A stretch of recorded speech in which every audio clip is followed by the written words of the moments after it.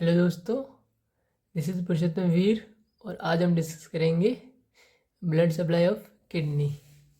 तो ये उन यूनिवर्सिटी एग्ज़ाम के अंदर शॉर्ट नोट्स में आ सकता है। तो जो किडनी की ब्लड सप्लाई होती है उसके अंदर अपन आर्टेरियल ब्लड सप्लाई और वेनस ड्रेनेज को अलग अलग डिस्कस नहीं कर सकते, ये दोनों साथ ही चलते हैं। तो इनको दोनों को साथ ही में डिस्कस होते हैं, ठीक है। तो अपन डिस्कस करते हैं। तो ये है अपनी अब्डोमिनल अरोटा।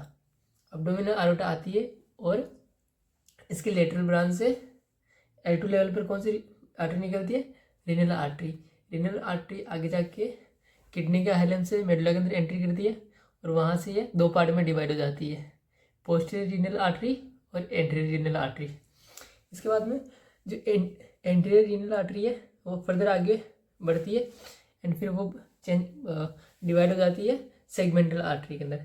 सेगमेंटल आर्टरी भी दो पार्ट में डिवाइड होती है, posterior segmental artery and anterior segmental artery. जो एक एंटीरियर सेगमेंटल आर्टरी होती है उसकी 4 ब्रांचेस होती है और पोस्टीरियर सेगमेंटल जो आर्टरी होती है वो एक ब्रांच में ही आगे कंटिन्यू करती है। इसके बाद में मेडुला से फर्दर सेगमेंटल आर्टरी आगे बढ़ती है और उससे ड्राइव होती है कौन सी? Lobar artery.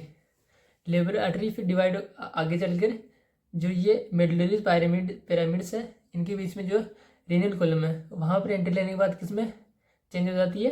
इसके बाद में ये चेंज हो जाती है इंटरलोबर आर्टरीज के अंदर। इंटरलोबर आर्टरीज के अंदर इंटरलोबर आर्टरीज आगे चलती है फर्दर और एक आर्च जैसी फॉर्म बनाती है। ये किसके अंदर? फिर कोटेक्स के अंदर एंट्री हो जाती है इसकी और ये आर्च जैसी फॉर्म बनाती है। इसको क्या बोलते हैं? Arcuate arteries. Arcuate arteries.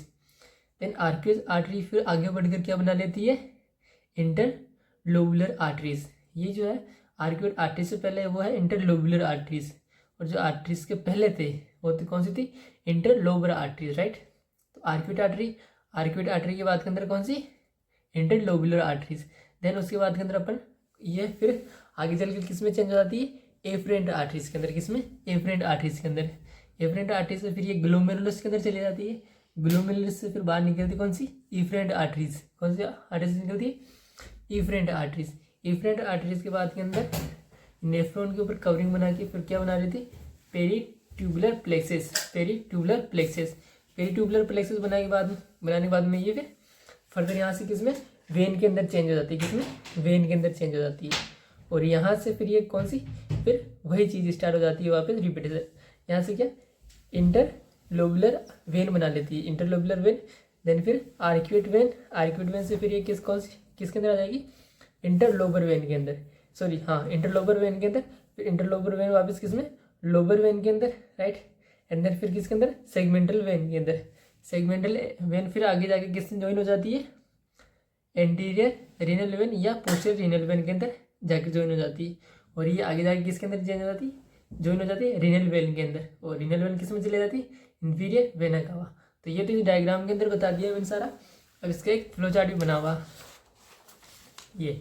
तो सबसे पहले कौन सी? Abdominal aorta, right, L2 level पर। उसके बाद में रीनल आर्टरी में डिवाइड हो जाती है L2 लेवल पर। फिर anterior and posterior renal artery, फिर सेगमेंटल आर्टरी, इसके अंदर भी दो, एंटीरियर और पोस्टीरियर। फिर लोबर आर्टरीज, फिर इसके बाद में इंटरलोबर आर्टरीज। देन इसके बाद में कौन सी? Arcuate artery. आर्क्यूएट आर्टरी आगे जाके क्या बना लेगी? Several interlobular arteries. देन इसके बाद में एफरेंट आर्टरीज। एफरेंट आर्टरी किसके अंदर चली जाएगी? ग्लोमेरुलस के अंदर। फिर यहाँ से हो जाएगी एफरेंट आर्टरीज। एफरेंट आर्टरीज क्या बना लेगी आगे जाकर? Peritubular plexus. पेरीट्यूबुलर प्लेक्सेस के बाद में वही वापस वेन्स के अंदर कन्वर्ट हो जाएगी तो वापस कौन सा नेमिंग आ जाएगी? इंटरलोबुलर वेन, ठीक है। इसके बाद में कौन सी? आर्टरीज फॉर्म बनाती है तो आर्क्यूएट वेन, फिर इंटरलोबुलर वेन, इंटरलोबर वेन। तो यहाँ पर आपको दो चीज़ें ध्यान रखनी है। आर्क्यूएट वेन से जो पहले वाली है वो इंटरलोबुलर वेन है और उसके बाद वाली जो है इंटरलोबर वेन है। फिर लोबर वेन, देन इसके बाद में सेगमेंटल वेन। सेगमेंटल वेन वापस किसमें? एंटीरियर और पोस्टीरियर रीनल वेन के अंदर।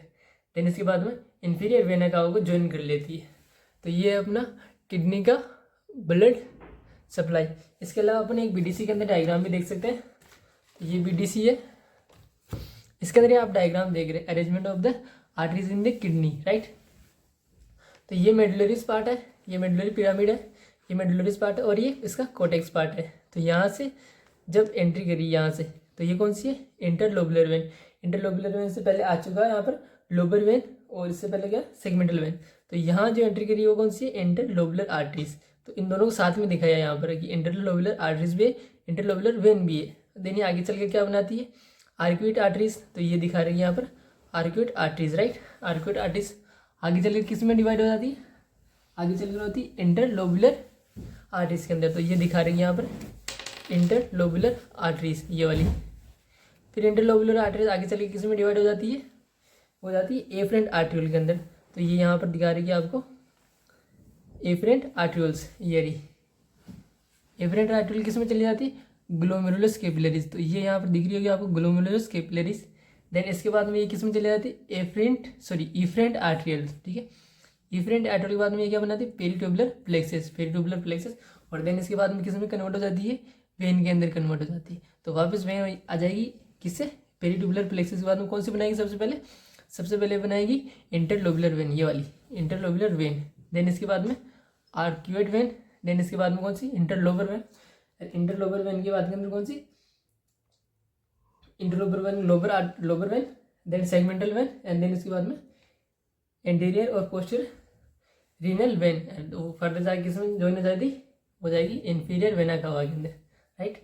तो ये अपना किडनी का ब्लड सप्लाई कंप्लीट हो गया। Thank you.